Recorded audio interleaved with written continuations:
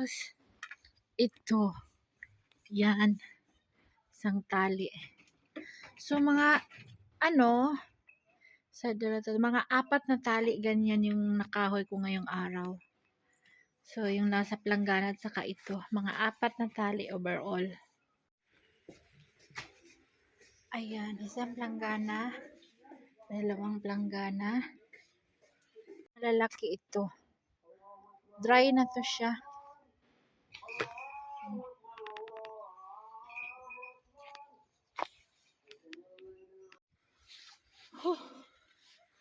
Grabe.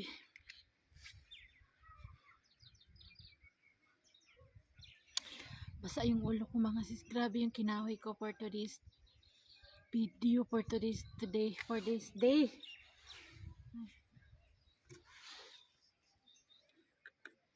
Yan tayo tubig.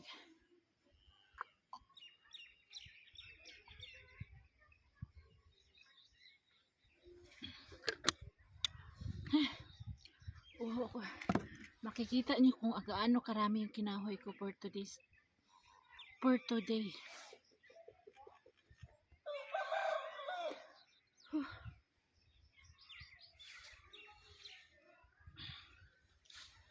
Merienda muna tayo.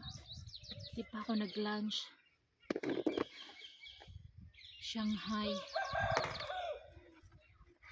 Meron dito mga sis, ready na siya. Ready to fried na rin. Meron din kami Shanghai dito.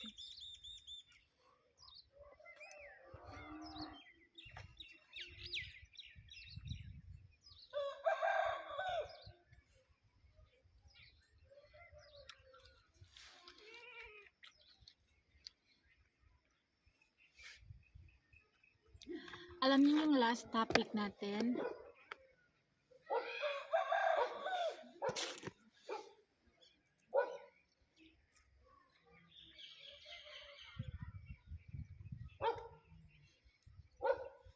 Lahat dito nakita niyo yung area na yun. Sinugod ko na yung pagkahoy hanggang sa baba. Ang hindi ko pa nisugod yung tuktok ng bukid.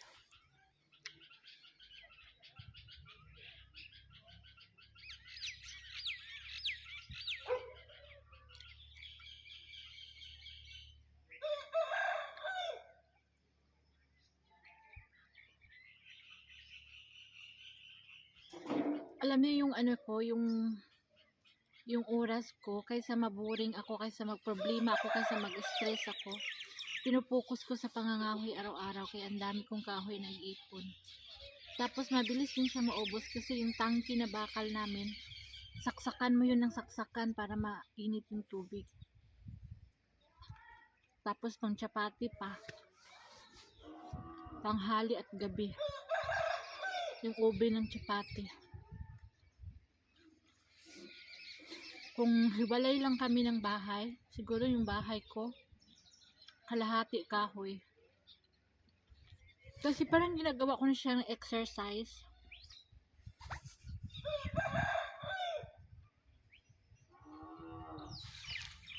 Diba yung suot ko kahapon is naka black dress ako. Basta yun, pawis yun, kaya nag blouse ako. Hanggang dito lang, kaya ang jacket ako.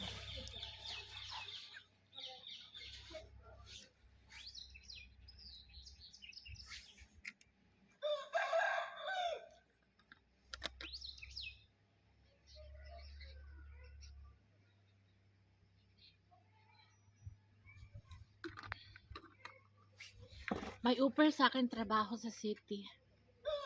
Magaan siya kasi sa bahay kaysa araw-araw nito na mangahoy ka, nakailang balik ka doon sa mga kabukiran dyan, sa mga kadamuhan na mataas pa sa yung damo. Alam niyo, nakita niyo wala mga bahay. Diyan ako sumusuong, ako mag-isa, ako lang mag-isa. Kung kakagatin ako ng ahas dyan, ewan ko lang. Pero ngayon taglamig, wala pang ahas. Kapag tag-init, di na ako umano kasi maraming ahas. Nakakita nga ako ng ahas, yung binalatan ng ahas eh. Diyan, ang laki ng kubra, sabi ni Elias, kubra daw.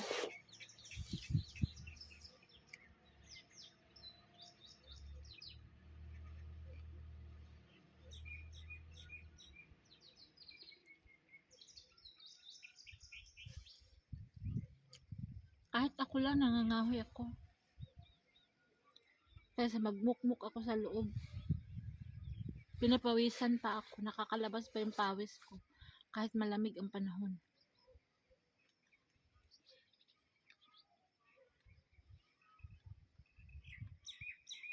Yun ba yung mag-exercise ka nga with the purpose? Pagbalik mo may kahoy ka ng dala. Pasan-pasan ka.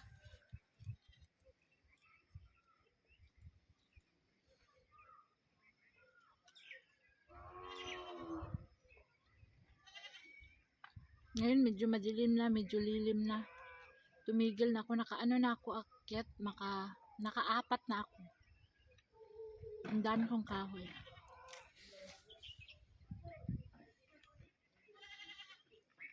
Pulutin mo yan, tapos liit-liitin mo.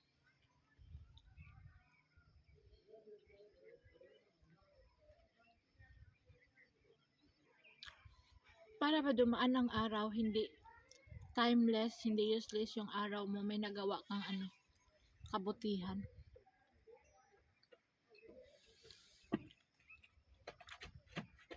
Bakit hindi ka pa nagbihis? Magbihis ka na.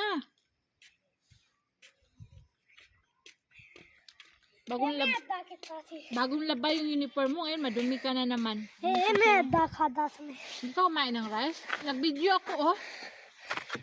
Mahulog na. Rice को नहीं खाते Yeah. खाली ये खाता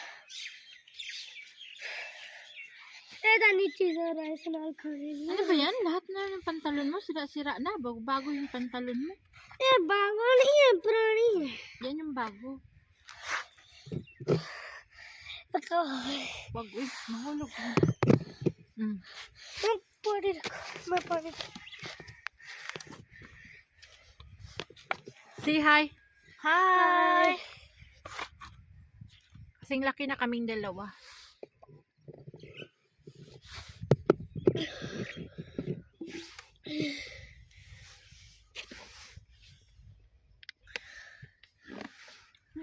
Malamigan yung aking hubon.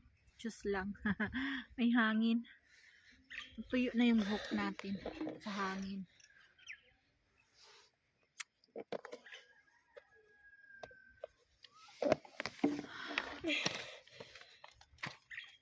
मैं कच पाना चीज़ खाती Tama na kayo kay Mayra naman to. Puno to ha. Puno to mga sis. Oh, kalahati na lang. कुछ और तो समय खाता रहा Dalawa lang nakain ko. Tatlo lang. Oh! Basag yan!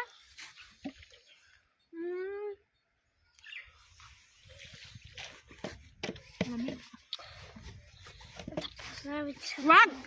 Wala ka na, magbihis ka dun ka. Nasa video damit mo yung brown. Ka na. No. Ano pa ba? Ha? Rihanna.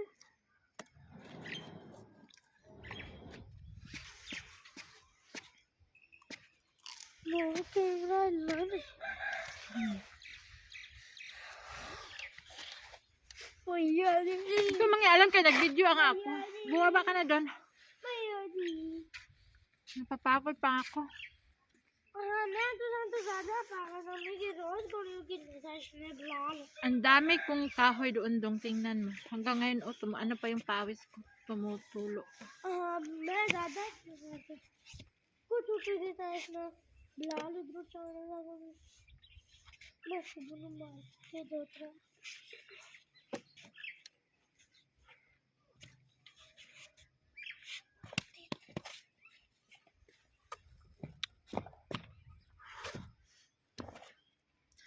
Alam niyo yung latest topic natin, marami akong, medyo may nag-comment din.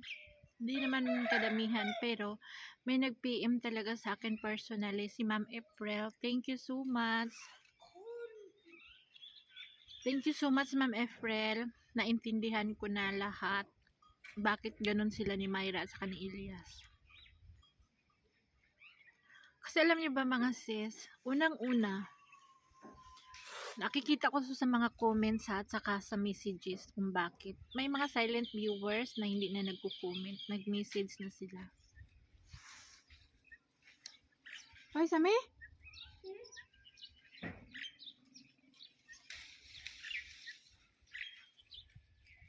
Kunan mo ko ng hinog, bayabas. Unang-una, hindi sila kumakain ng mga green leafy vegetables. Di ba ang daming klaseng green leafy vegetables? Si Myra, hindi kumakain yan. At saka si Elias, hindi kumakain ng mga dahon-dahon. Ang kinakain lang ni Elias at saka ni Myra is cauliflower. Yan lang. Cauliflower. Pag kinakari. Tapos yung mga beans, munggo, yung different colors ng munggo, may orange, tapos yung green na munggo, may mga chickpeas nila dito. Yan yung mga kinakain nila. Yan lang ng gulay nila. Walang ibang gulay. Pati isda, si Elias, napakakunti. Diba ang isda made of fatty oil, nakakatulong sa ating puso. Hindi sila dito mahilig sa isda. Manang-mana si Myra. Pero si Myra, kumakain si Myra ng century tuna. Mahal din dito ang century tuna. Parang isang lata, mga 800 ata. 800 rupees. Excuse me. 800 rupees. Tapos si Elias, kumakain si Elias tilapia. Isang peraso, yung medyo malaki. Oo, kumakain si Elias tilapia. Halika na. Halika na. Tapos, pangalawang reasons, ang pagkain is puro maanghang. Walang pagkain dito na hindi maanghang. Talagang may chili powder. Chili powder. Tagakain, may chili powder. Yung mga salad, pasta, chili powder. Basta, lahat ng pagkain may chili powder. Yun ang one of the reason. Number 2. Number 3, everyday kinakain oily food. Oily food. Hindi talaga sila dito mahilig sa mga sabaw-sabaw.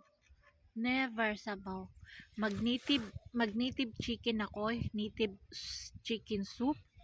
Yung buong manok.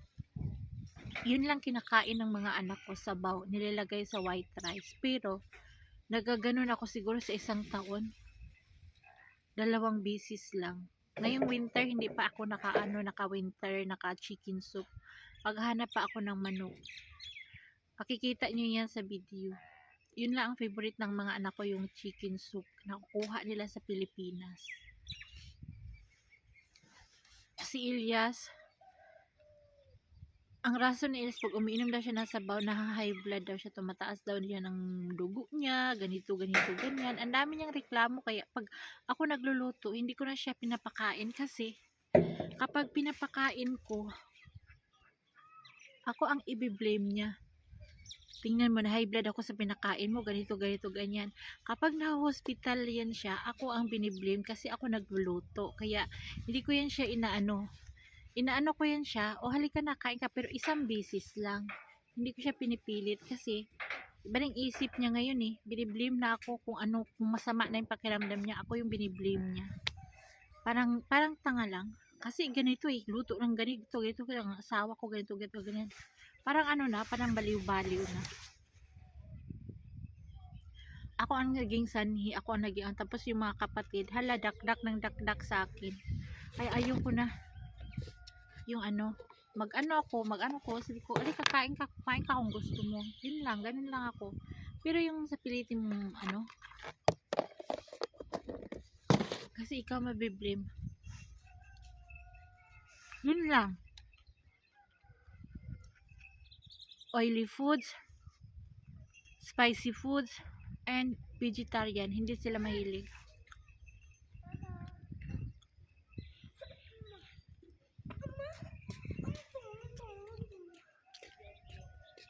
चलो पानी इधर खोलो पानी खोलो था रखे हैं गंदे के ने पानी खोलो ने Sa baba ako nahugasan, ilagay mo dito be. ना O di kainin mo. Ako na, be!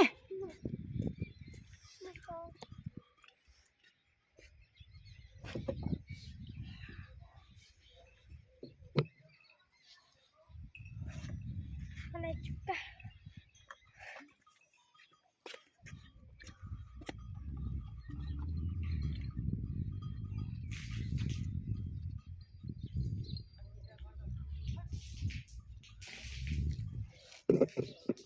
Istorbo ka sa video ko.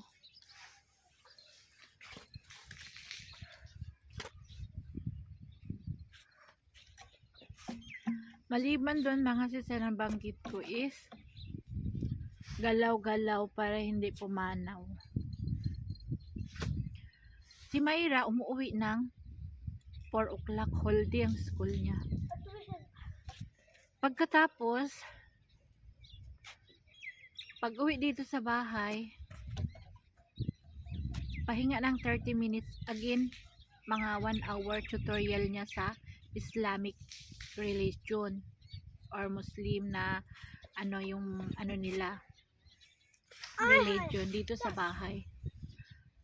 Tapos pagdating yan mga 6:37, nakaupo na yan siya doon sa higaan niya na sofa.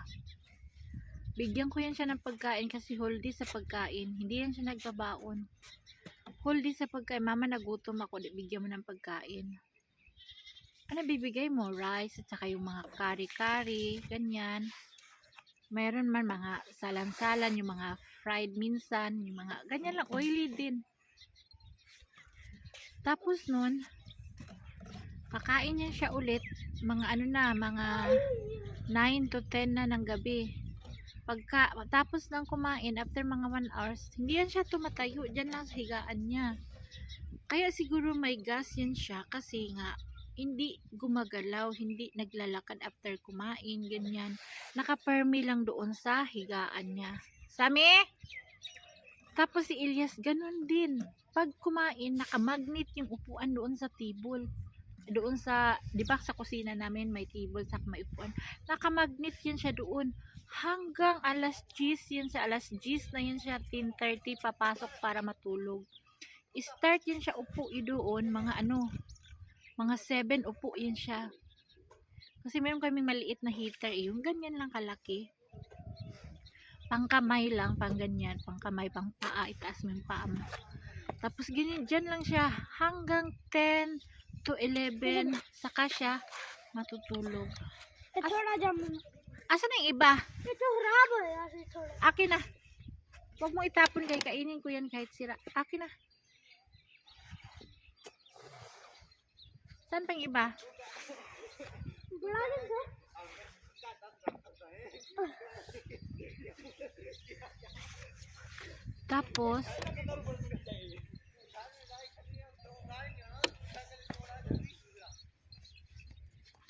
Tapos, mga sis, nakamagnet talaga si Elias. Hindi yan yung sabihin mo. Ako naglalakad ako sa gabi minsan eh. Kapag hindi masyado malamig. Dito lang sa ano, sa rooftop ng aking kapitbahay kasi malapad to eh. Naglalakad ako minsan dinadala ko yan siya, isang bisis lang siya sumama sa akin. Mula nun hindi na kasi hinihingal nga siya. Para siyang nawala ng hininga noon, ano. Kaya sabi ko sa kanya, "Taka maglakad tayo." Sabi niya, "Ayoko na. Di ako makahinga." Sabi niya ganun. Tapos hindi gumagalaw pagkatapos kumain. Pagkatapos nun punta na sa bed, matutulog na. Ayun na, nag-umpisa na yung ano. Nag-umpisa na yung ano na paghiga niya, pagpikpik niya sa tiyan niya, para na yung drum na walang laman. Para ng ano, drum na walang laman yung tiyan niya. Tapos ayun na, umpisa na yung dighay ng dighay niya, umpisa na yung utot niya. Minsan mandalang lang siya umutot. Tapos yung pagdighay niya dyan, galing sa ano, sa bunganga. Palagi, saka si Mayra. Minsan, si Mayra nakahiga eh. Dito yung nakahiga si Mayra at magkatabi kami. Ganyan si Mayra. Ganyan yan si Mayra. Yung dito ba dumadaan. O, ganyan. Gumaganyan si Myra. Kapag hindi na niya kayang gano'n na siyang ganyan, bumabangon niya sa higaan niya. Gumawa siya. Sabi ko, grabe naman gas yan. Para ka na magtiguang. Ganun siya. Ano magagawa ko kung maraming gas? Sabi niya ganun. Kasi hindi sila gumagalaw. One of the reason na ano ko yan na may nag-message sa akin na gano'n, kailangan gumagalaw pagkatapos kumain, maglakad-lakad, ganyan. Totoo yun mga sis. Kasi ako, experience ko, bakit marami akong kumakain? Tapos, bakit wala naman akong ganun? Kasi, naglalakad ako kahit gabi. Pero ngayon, madalang lang ako naglakad sa gabi kasi malamig. Nangangahoy lang ako, pero exercise na yun. Malabas na yung mga pawis, diba? Yun pala, ang isa sa mga, ang reasons kung bakit sila nagkaganon. Oily foods, spicy foods, saka madalang gumalaw, walang exercise, at saka walang green leafy vegetables. Nakaikot lang sila sa oily curry, manok, mga beans, mga ganyan lang talaga palitan ng ulam namin. Cauliflower, patatas. Pero that is made of oily and spicy lahat ng pagkain. Because of that, kasi si Myra din, manang-mana sa papa niya, mahilig na mahilig sa spicy. Hindi kumakain si Myra ng hindi spicy. Pati noodles, spicy noodles. So, ganun lang mga sis yung topic natin for today. May gagawin pa ako. See you tomorrow. Nag-pray na yung aming mosque. Bye. Thank you for watching. Salamat. Pakita ko kayo sa aking kinakahoy na sobrang dami. Bye.